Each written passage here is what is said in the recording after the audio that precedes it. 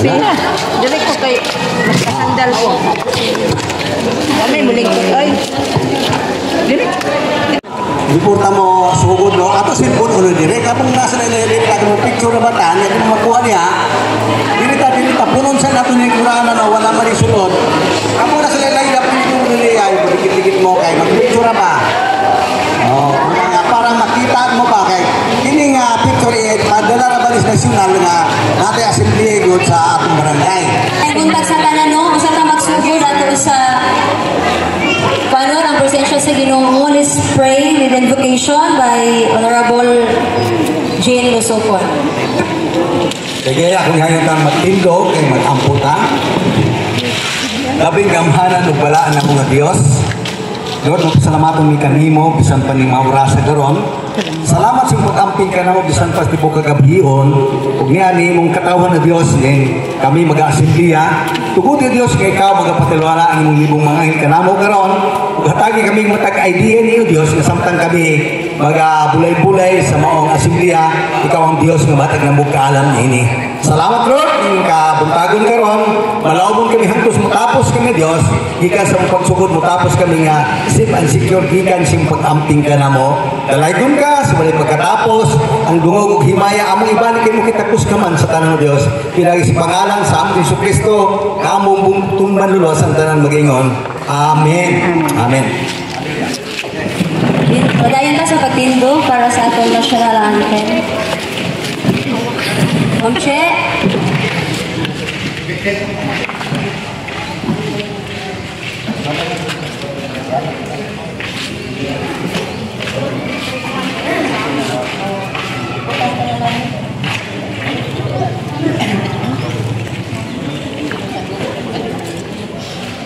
Mga kababayan, ang pambansang awit ng Pilipinas.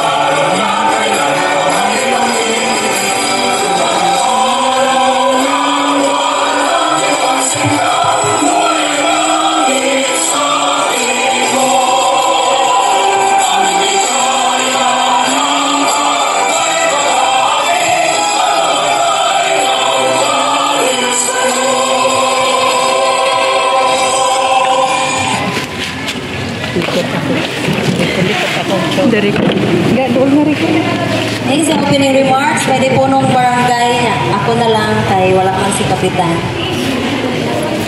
Mayong adlaw kanatong tanan, sa ngalan sa konseho sa Barangay Masbaranon, kinasingkasing kong gitawag o gidawat ang tanan para sa atong Barangay Assembly karong adlaw. Dakong pasalamat po na makita mo karon tanan, mga pumuluyo, mga kabataan, ginikanan o mga leader sa atong barangay nga andam mutabang o maminaw sa mga importanteng storya bahin sa atong barangay. Kini Barangay Assembly dili ni simpleng meeting, kini mao'y pagpatunay nga maayo ang atong panag-uban, pagtinabangay o pag-abi-abi sa atong isig katawo. Dili nato mahibaw-an ug sa mga nabuhat, mga proyekto, mga programa nabuhat, mga planong buhaton pa lang, puhon, ug labaw sa tanan, mabatian nato ang tingog sa kadausa ng mga pumuluyo.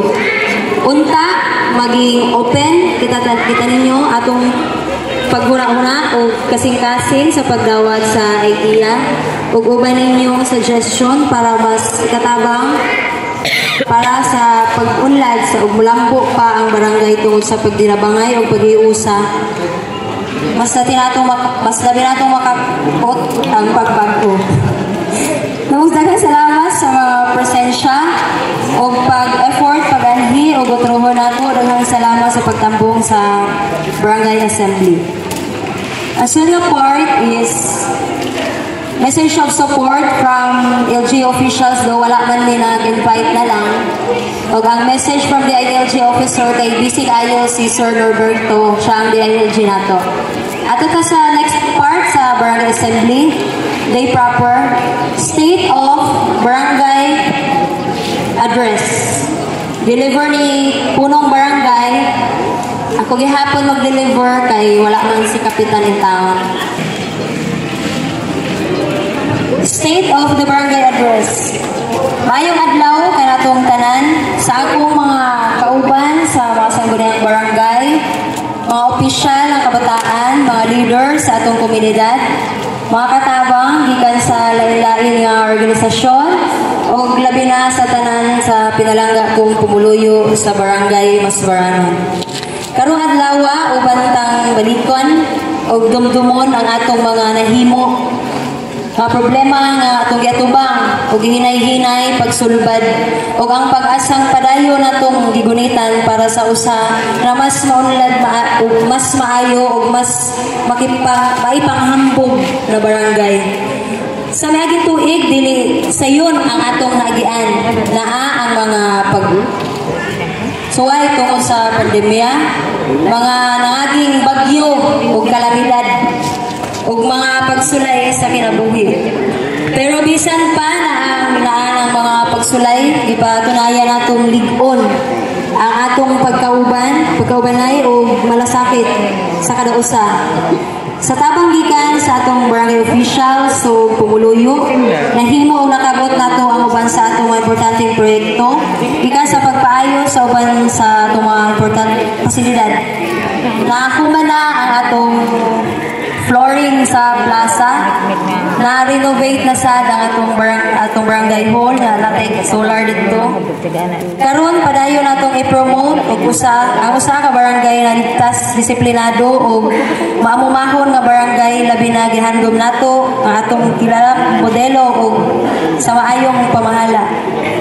Kung diin ang kada usa adunay tingog ug adunay kahigayunan sa pag-apil para sa kaayuhan ug ang sunod nga mga paghimo sa stage wala sad ang plano nga ipahimo na ang stage ug ang bleacher para humanagid ang atong stage.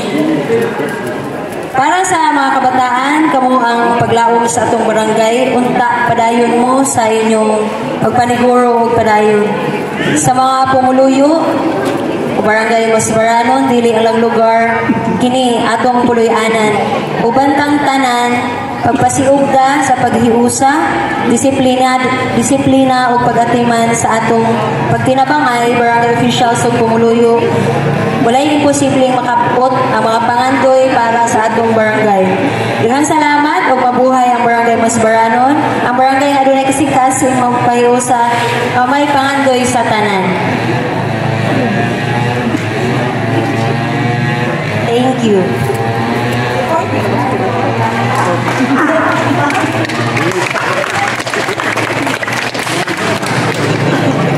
Next flow sa program is the reports on barangay compliance, project of activities to be implemented by the barangay on the following, but not limited to: accomplishment report for the first semester of year 2025, financial report for the first semester of year 2025, status update on 2025 plans, programs, and projects, including ongoing projects and activities. Though dili na mo mangayo mi dispensa, dili na mo ma-discuss tungod kay wala lagi diri si alumna or si kapitan di ay kay naapay taw sila giatubang. Isang una raming mga barangay officials nga mao sa imong assembly. Muna among pangayoon kay ang financial report dili mi maka saysay sa karon. Ang amo lang makuan mo to ang nahatag nga mga project o ang mga plano. Yeah, next is status report on the release of SK funds to the current account of the SK. Financial report. Newly enacted ordinances, resolutions. Next Next is emerging issues and concerns as well as action taken by the barangay.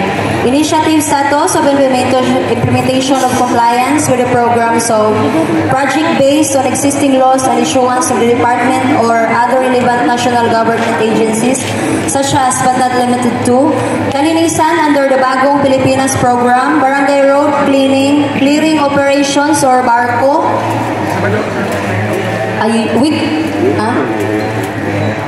Mag-clean up drive. Dapat mag-clean up drive yun monthly. Barangay at Kalinisan Day are barkada. Ang ISKI chair ani dapat ang mag-implement. Nga ni siya, Seal of Good Local Governance sa Barangay or SGLGB. Other relevant information, priority programs and projects. Ang part 3 is ISKI accomplishment and ways forward. Dapat ang SK. Hindi ko na-record. Kaso wala sa SK diri. Yung hotline ng Bausi, 138. Hindi ko na-record. Farmer Association. Balo mo namin Farmer Association sa dito. Ang among presidente si Mr. Paludoy Noynay. Ang among Farmer Association. Una ako'y paduwa nga basketball o volleyball. Pero dili pa lang fix ang date o kung sa yung pizza magsugod o karong year-end po sa atong December. Aduna kita youth camp. Ang venue pilian pa lang nako og dito ba sa Luma na Plaza or diri sa Pago. So gusto mo magkuan pag information o kung sa mga kuwang palihong lang ko contact sa ko sa Messenger no para ma-inform ko. Og sa akong mga kagawad no sa SK Kagawad sa ilang mga ginikanan mga yan og pasaylo kay naulhig yun og pag-approve ang among budget bago lang na-approve katong last kuan pa lang last Monday. So next week makakuha na jud no tingko na lang ako sweldo mga yon og pasaylo sa inyo ang tanan sa akong mga kagawad ug sa mga late implementation ako makakuha lang ko sa inyo ha karong December sa youth camp ako na lang ibuhos ang mga project